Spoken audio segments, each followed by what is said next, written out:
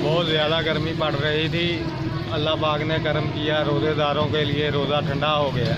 बहुत शुक्र है कि बारिश पड़ रही है, इस वजह से हमारे रोज़े बहुत नरम हो गए हैं और हमें बहुत खुशी है, हम इंजॉय कर रहे हैं और इस वजह से हमारा बाहर जाने का दिल कर रहा है और हम खेलने लगे हैं।